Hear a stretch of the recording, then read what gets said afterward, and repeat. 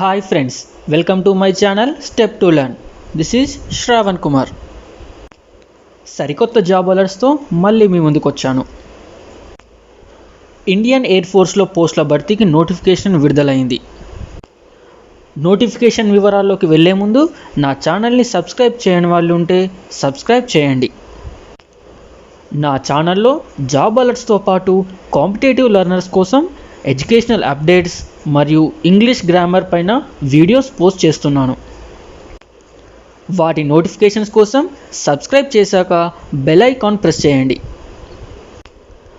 Indian air ఫోర్స్లో వివిధ శాఖల్లో పోస్టుల భర్తీకి నోటిఫికేషన్ విడుదలైంది. ఆన్లైన్ అప్లికేషన్స్ జూన్ 15, 2020 నుంచి ప్రారంభించబడుతున్నాయి. అప్లై చేసుకోవడానికి చివరి తేదీ జూలై 14, 2020. అప్లై చేసుకోవాలనుకునేవారు అఫీషియల్ వెబ్సైట్ ద్వారా మాత్రమే అప్లై చేసుకోవాలి. అఫీషియల్ వెబ్సైట్కి సంబంధించిన లింక్ కింద డిస్క్రిప్షన్ బాక్స్లో మెన్షన్ చేశాను. ఈ ఎగ్జామ్ 2 రోజులు నిర్వహించబడుతుంది. నోటిఫికేషన్తో పాటు ఎగ్జామ్ డేట్స్ కూడా మెన్షన్ చేశారు. అవి సెప్టెంబర్ 19, 2020 మరియు సెప్టెంబర్ 20, 2020. ఇక పోస్టుల వివరాల్లోకి వెళ్ళినట్లయితే ఏ బ్రాంచ్లలో ఏ వేకెన్సీస్ ఉన్నాయి, వాటికి ఎవరెవరు అప్లై చేసుకోవడానికి ఎలిజిబుల్లో ఒకసారి చూద్దాం. మీరు ఇక్కడ చూస్తున్నారు ఎంట్రీ అని ఫస్ట్ బాక్స్లో. AFCAT ఎంట్రీ అంటే ప్రతి ఒక్కరు కూడా దీనికి అప్లై చేసుకోవడానికి ఎలిజిబుల్ అండి. వీరికి ఎలిజిబిలిటీ ఉన్న బ్రాంచెస్ చూసినట్లయితే flying branch, ground duty technical, ground duty non technical బ్రాంచెస్లలో వీరికి అవకాశం కల్పించారు. అదేవిధంగా NCC స్పెషల్ ఎంట్రీ చూసుకున్నట్లయితే వారికి కేవలం ఫ్లయింగ్ బ్రాంచ్లో మాత్రమే అవకాశం కల్పించారు. అదేవిధంగా మెట్రాలజీ ఎంట్రీ వాళ్ళని చూసుకున్నట్లయితే ground duty non technical branch వాళ్ళకి మాత్రమే అవకాశం కల్పించారు. మీరు ఇక్కడ థర్డ్ కాలం చూసుకున్నట్లయితే PC, SSC అని ఉంది. ఇక్కడ PC అంటే పర్మనెంట్ కమిషన్, SSC అంటే షార్ట్ సర్వీస్ కమిషన్. PC అనే పోస్ట్కి కేవలం మెన్ మాత్రమే ఎలిజిబుల్ అండి. SSC పోస్ట్కి మెన్ అండ్ ఉమెన్ ఇద్దరు కూడా ఎలిజిబులే. మీరు ఇక్కడ ఏ బ్రాంచ్కి ఎవరెవరు ఎలిజిబులో చూడొచ్చు. ఫ్లయింగ్ బ్రాంచ్ చూసుకున్నట్లయితే SSC for men and women. Ground duty technical చూసుకున్నట్లయితే PC for men and SSC for men and women. Ground duty non technical చూసుకున్నట్లయితే PC for men and SSC for men and women. అదేవిధంగా NCC special entry మరియు metrology entry వారికి కూడా ఎవరెవరికి eligible అని mention చేశారు. తర్వాత 4th కాలం 5th కాలం చూసినట్లయితే 4th కాలం లోపల ఈ పోస్టుల యొక్క కోర్స్ నెంబర్స్ మెన్షన్ చేశారు. అదే 5th కాలంలో చూసినట్లయితే వివిధ బ్రాంచ్లలో ఉన్నటువంటి పోస్టుల యొక్క వేకెన్సీస్ అనేవి ఇక్కడ మెన్షన్ చేశారు. ఈ వేకెన్సీస్లలో AE అని కొత్త అబ్రివేషన్ వచ్చింది. AE అంటే ఏరోనాటికల్ ఇంజనీర్. మరి వాటికి ఎవరు ఎలిజిబుల్ అని తెలుసుకోవాలనుకుంటే ఈ వీడియోని చూస్తూనే ఉండండి. ఈ వీడియోలో మెన్షన్ చేస్తాను.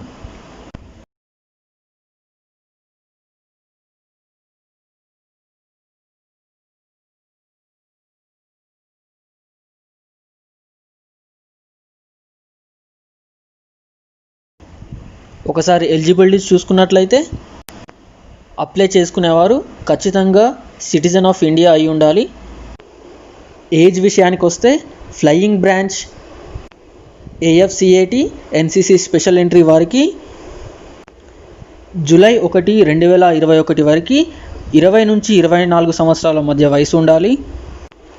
అంటే వారు జూలై 2, 1997 నుంచి జూలై 1, 2001 మధ్య పుట్టిన వారికి మాత్రమే అవకాశం కల్పించారు. ఒకవేళ పైలట్ లైసెన్స్ ఇష్యూ అయిన వాళ్ళు ఉన్నట్లయితే వారికి 26 ఇయర్స్ వరకు కూడా అవకాశం కల్పించారు. Ground duty technical and non technical branches చూసుకున్నట్లయితే వారి యొక్క వయసు జూలై 1, 2021 నాటికి 20 నుంచి 26 సంవత్సరాల మధ్య వయసు ఉండాలి. అంటే జూలై 2, 1995 నుంచి జూలై 1, 2001 మధ్య వాళ్ళు జన్మించి ఉండాలి. మ్యారిటల్ స్టేటస్ చూసుకున్నట్లయితే 25 ఇయర్స్ బిలో ఉండి అన్మ్యారీడ్ అయితే మాత్రమే ఈ పోస్టులకి ఎలిజిబుల్ ఇచ్చారండి. బిలో 25 ఇయర్స్ ఉన్నప్పటికీ విడోవర్స్ అయినా డివర్స్డ్ అయినా కూడా ఎలిజిబుల్ కాదు ఈ పోస్టులకి.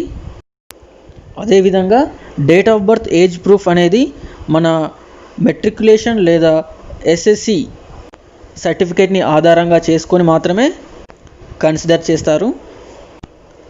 ఒకవేళ మెట్రికులేషన్ లేదా ఎస్ఎస్సి సర్టిఫికేట్ పైన డేట్ ఆఫ్ బర్త్ లేనట్లయితే మన స్కూల్ హెచ్ఎం లేదా ప్రిన్సిపల్ నుంచి date of birth certificate copy as per admission register ప్రకారం ఖచ్చితంగా ఉండాలి. మీరు అప్లై చేసిన డేట్ ఆఫ్ బర్త్కి మీ సర్టిఫికేట్లలో ఉన్న డేట్ ఆఫ్ బర్త్కి ఏ చిన్న తేడా ఉన్నా మిమ్మల్ని డిస్క్వాలిఫై చేస్తారు. ఎడ్యుకేషనల్ క్వాలిఫికేషన్ చూసినట్లయితే ఫ్లయింగ్ బ్రాంచ్ వారికి 10+2 లెవెల్లో అంటే ఇంటర్మీడియట్ లెవెల్లో మ్యాథ్స్ ఫిజిక్స్లో మినిమం 50% మార్క్స్తో పాస్ అయి ఉండాలి. అంతేకాకుండా రికగ్నైజ్డ్ యూనివర్సిటీ నుంచి 3 ఇయర్స్ డిగ్రీ లేదా డిగ్రీతో సరిపాటి కోర్స్ని మినిమం 60% మార్క్స్తో పాస్ అయి ఉండాలి. లేదా బీఈ లేదా బీటెక్ 4 ఇయర్స్ కోర్స్ని మినిమం 60% మార్క్స్తో పాస్ అయి ఉండాలి.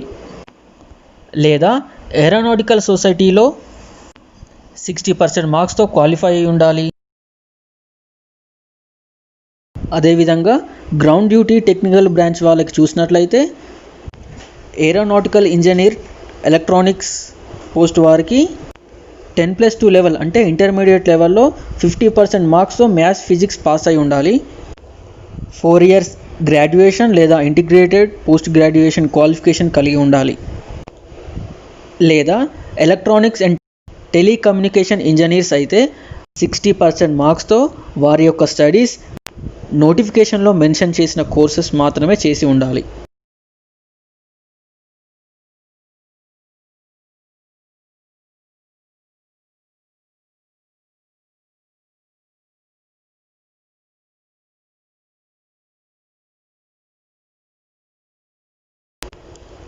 ఏరోనాటికల్ ఇంజనీర్ మెకానికల్ పోస్ట్కి చూసినట్లయితే ఇంటర్మీడియట్ లెవెల్లో 50% మార్క్స్తో ఫిజిక్స్ అండ్ మ్యాథమెటిక్స్ పాస్ అయి ఉండాలి. 4 ఇయర్స్ గ్రాడ్యుయేషన్ డిగ్రీ లేదా ఇంటిగ్రేటెడ్ పోస్ట్ గ్రాడ్యుయేషన్ కలిగి ఉండాలి. లేదా ఏరోనాటికల్ సొసైటీ నుంచి 60% మార్క్స్తో నోటిఫికేషన్లో మెన్షన్ చేసిన కోర్సులు పాస్ అయి ఉండాలి.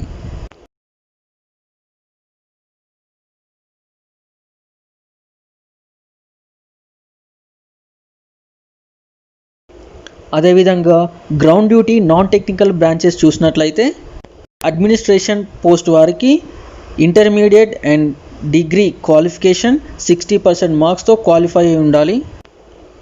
లేదా ఏరోనాటికల్ సొసైటీ నుంచి 60% మార్క్స్తో క్వాలిఫై అయి ఉండాలి. ఎడ్యుకేషనల్ వింగ్ చూసినట్లయితే 50% మార్క్స్తో ఇంటర్మీడియట్ అండ్ పోస్ట్ గ్రాడ్యుయేషన్, 60% మార్క్స్తో గ్రాడ్యుయేషన్ కలిగి ఉండాలి.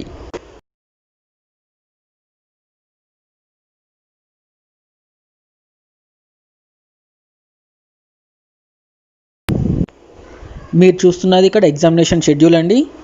ఏ రోజు నాడు ఏ టైంకి ఎగ్జామ్ ఉంటుందని క్లియర్గా మెన్షన్ చేశారు ఇక్కడ. ఈ ఎగ్జామ్స్ కూడా షిఫ్ట్ సిస్టంలో కండక్ట్ చేస్తున్నారు. ఇక్కడ ఈకేటీ అని మీకు కనిపిస్తుంది. ఈకేటీ అంటే టెక్నికల్ సంబంధించిన బ్రాంచ్ మీరు సెలెక్ట్ చేసుకున్నట్లయితే ఈకేటీకి సంబంధించిన ఎగ్జామ్ అనేది ఉంటుంది. ఏఎఫ్సిఐటి అనే ఎగ్జామ్కి 100 క్వశ్చన్స్ ఉంటాయి. 2 అవర్స్ టైం డ్యూరేషన్ ఇచ్చారు. 100 క్వశ్చన్స్కి మార్క్స్ 300 ఇచ్చారు ఇక్కడ. అంటే ఒక్కో క్వశ్చన్కి 3 మార్క్స్ అన్నమాట.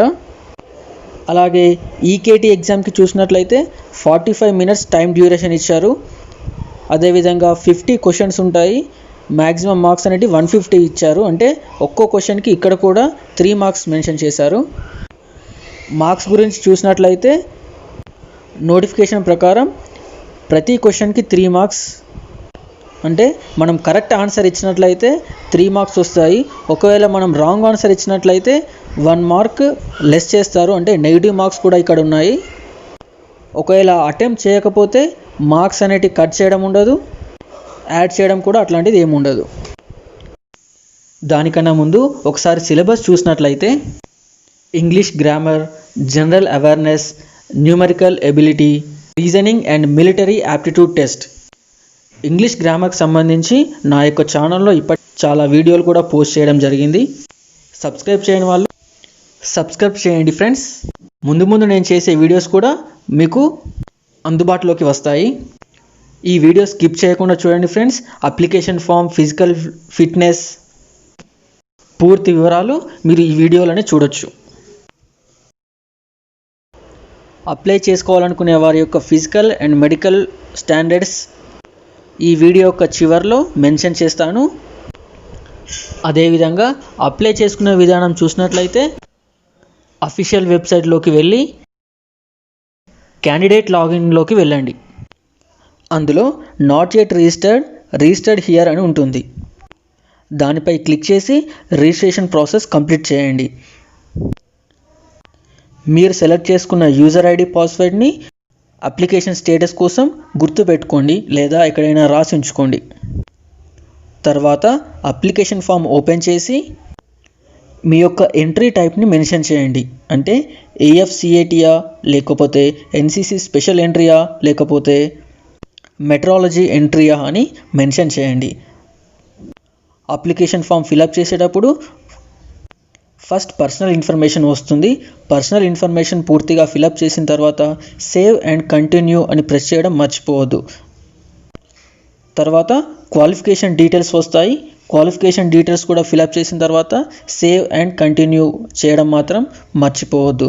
దాని తర్వాత course preferences, communication details, upload documents ఇలా వస్తుంటాయి.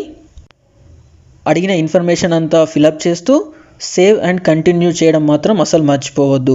డాక్యుమెంట్స్ అప్లోడ్ చేయడానికి జేపీజీ ఫార్మాట్ లేదా జేపీఈజీ ఫార్మాట్ ఫైల్ని మాత్రమే యాక్సెప్ట్ చేస్తుంది. ఫైల్ సైజ్ కూడా 10 KB నుంచి 50 KB మధ్య మాత్రమే ఉండాలి. మీ ఎగ్జామినేషన్ సిటీ కూడా సెలెక్ట్ చేసుకోవచ్చు. ఇవన్నీ సెలెక్ట్ చేసుకున్న తర్వాత సేవ్ అండ్ కంటిన్యూ ప్రెస్ చేయండి. తర్వాత పేమెంట్ ఆప్షన్ కోసం మేక్ పేమెంట్ ప్రెస్ చేసిన తర్వాత పేమెంట్ స్టేటస్ని కూడా మీరు చెక్ చేసుకోవచ్చు. ఏఎఫ్సిఐటి క్యాండిడేట్స్ అయితే సెప్టెంబర్ 4 తర్వాత నుంచి అడ్మిట్ కార్డ్స్ అనేవి డౌన్లోడ్ అవుతాయి. అఫీషియల్ వెబ్సైట్ నుంచి మాత్రమే అడ్మిట్ కార్డ్స్ డౌన్లోడ్ అవుతాయి.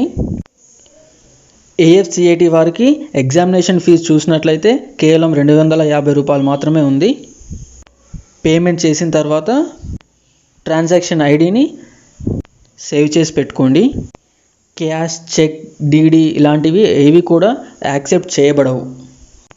మీకు ఇప్పుడు అప్లికేషన్ ఫామ్ ఏ విధంగా ఉంటుందో పూర్తిగా చూపిస్తాను.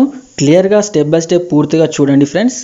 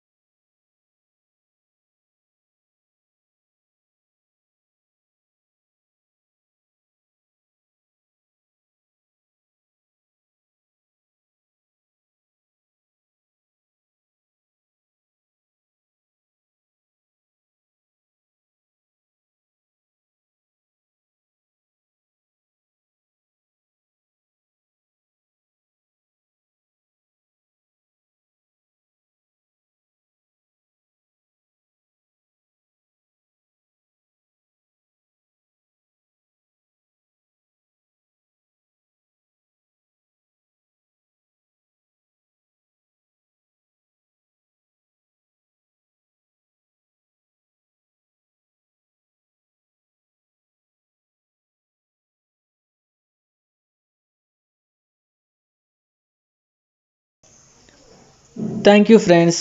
నా ఈ వీడియో నచ్చినట్లయితే లైక్ చేయండి.